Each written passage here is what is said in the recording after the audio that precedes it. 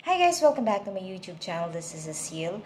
Sa mga anxiety sufferer na mga babae, okay guys, isi-share ko ngayon sa inyo yung anxiety symptoms. Tumataas siya tuwing monthly period. Bakit tumataas nga ba yung anxiety symptoms ng isang babae?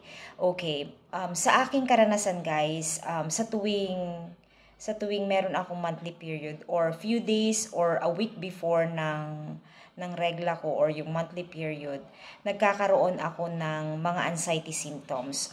Nung bago-bago pa lang ako sa anxiety, medyo matindi guys yung impact sa akin ng anxiety pag monthly period ko.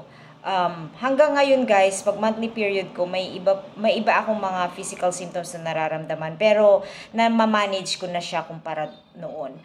Sa totoo lang guys, sa aking karanasan, nung mga una ko pa lang sa anxiety, hindi ko pa alam na ang anxiety, tuwing monthly period ko dati, nagkakaroon ako ng ibang pakiramdam. Dati kasi nung bata pa ako, nung meron first time ko sa monthly period, sumasakit yung ulo ko, ganyan, nagkakapasa ako. That's normal para sa akin.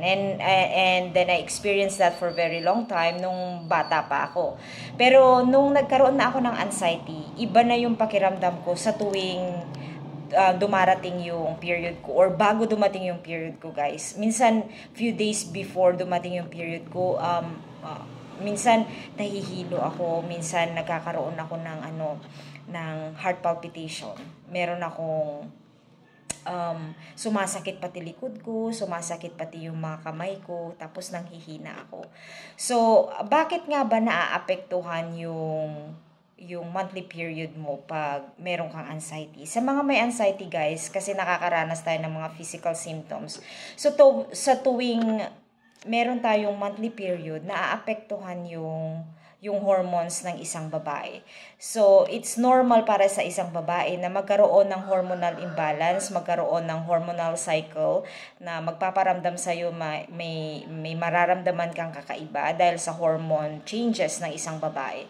Pero sa mga may anxiety guys, kakaibang karamdaman. Meron yung iba guys nakakaramdam ng mga anxiety symptoms. Yung sa akin guys, sa tuwing monthly period ko, meron akong changes sa katawan. Meron akong mga physical symptoms, kagaya ng nahihilo ako. Yun yung top 1 ko. And then, yung pananakit ng ulo, which is normal na sa akin yon. Pero yung pananakit ng katawan, tapos parang nanghihina ako, na gusto kong humiga na lang, ganon. Before yung monthly period ko pa lang, nakakaramdam na ako ng mga anxiety symptoms. Sa ngayon guys, nasanay na yung katawan ko na ma-overcome ko yun every month. So before pa lang ng period ko or bago pa lang ako reglahin, meron na akong nararamdaman ng mga physical symptoms. Dahil sumasakit minsan yung mga kamay ko, yung paa ko, yung tuhod ko parang nanghihina, ganon. To be honest guys, meron pa akong nararanasan sa tuwing monthly period ko or before ng monthly period ko, minsan para akong sisinatin o lalagnatin na kahit na chinek ko yung temperature ko, wala akong fever. Pero feeling ko ang init ng katawan ko. Feeling ko meron akong lalagnatin ako, magkakaroon ako ng flu. Parang ganon. Pero pag i-check ko, okay ako. And then, minsan, pag umaga, bago ako, the week before ng period ko, minsan sa umaga pagising ko, parang barado yung ilong ko, tapos yung throat ko, parang feeling ko makati, pero hindi. Tapos may parang bumabara, ganun yung pakiramdam ko.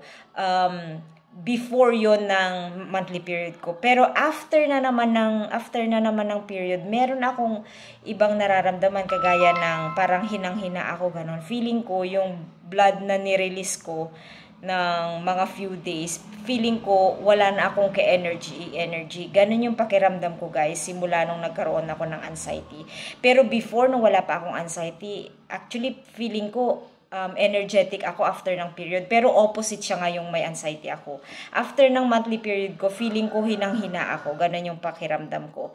Yung isang babae guys na may anxiety, naaapektuhan lalo tayo sa mga monthly cycle natin. Sa akin guys, naranasan ko talaga for many years na na may anxiety ako. Yung monthly period ko talaga naaapektuhan ako sa tuwing dumarating before yung worst, and then after meron pa din. Kumbaga meron pa siyang aftershock na mga physical symptoms.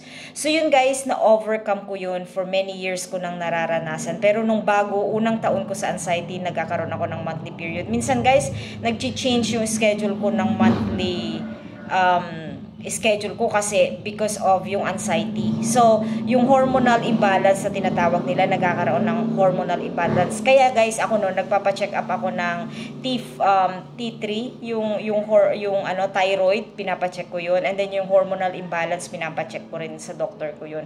Which is sa akin, yung hormonal imbalance ko kasi normal. Pero pag nagpapa-check ka kasi yun guys, kahit na normal, minsan nagfa-fluctuate siya nag-change. So, paiba-iba yung hormonal imbalance natin. Minsan okay, minsan hindi. So, sa mga babae, very challenging ang isang may anxiety kasi yung monthly period na apektuhan. Sa akin, guys, very affected talaga ako kasi yung monthly period ko affected din sa kung ano yung mga nararamdaman ko, mga physical symptoms. So, ang masasabi ko, guys, maipapayo ko sa haba ng nilakbay ko sa anxiety, ang mapapayo ko sa inyo is give your body a chance na makarecover. So, pag may monthly period kayo, monthly cycle ninyo, before and after, you have to let it go na maranasan mo yung mga physical symptoms kasi yung sa hormones ng isang babae, very challenging. Paiba-iba siya, hormonal changes na tinatawag. So kahit pumunta ka sa doktor, magpapa-check up ka, normal sa mga babae na nagkakaroon ng hormonal imbalance or hormonal changes, I should say. Sasabihin din ng doktor kasi part yan ng, yung iba depende rin sa age kasi yung iba pag nasa 50s or late 40s, nagkakaroon na ng premenopausal period. Yung premenopausal period guys, yung malayo pa lang yung menopause mo, meron ka nang nararamdamang mga symptoms ng premenopausal. Minsan 7 to 10 years ang premenopausal. Yung iba 5 years before ng menopause, nagkakaroon ng mga simptomas ng premenopausal, which is normal sa mga babae. So may mga gamutan din dyan guys, may mga tinitake silang gamot sa iba, pero yung sa mga may anxiety kasi, iba yung impact ng katawan natin sa mga hormonal imbalance or hormonal changes na tinatawag. So, para sa akin, sa aking karanasan mismo, I always give myself to recover doon sa monthly period. So, pag naramdaman mo na, alam mong mangyayari ulit next month, so masasanay yung katawan mo hanggang yung isip mo, masasanay na rin na part siya ng anxiety recovery. Part ng anxiety recovery, it doesn't mean na magiging okay ka na bukas, magiging okay ka na sa makalawa. Ang cycle ng anxiety recovery is prolonged. Depende yan sa iyo. Depende sa pag-accept mo, depende sa pag-unawa mo, at depende kung paano mo i-accept yung anxiety sa katawan mo. Sa akin guys, sa karanasan ko, binibigyan ko ng chance yung nervous system ko na maramdaman yung mga symptoms hanggang sa masanay na yung katawan mo na part na siya, and then hindi mo na siya ifo-focus. Kasi dati guys, nakafocus ako into my physical symptoms. Pero ngayon guys, minsan winawala ko na siya. Hindi ko na gaanong iniisip or hindi ko na gaanong pinopokus doon. Pag may naramdaman ako, it's part of my anxiety recovery. So sa akin, sinishare ko tong video na to guys to educate you as anxiety sufferer. Kasi yung iba nanonood, ang akala nila manonood sila ng video para makarecover sila right away. Ang recovery guys, it's a process.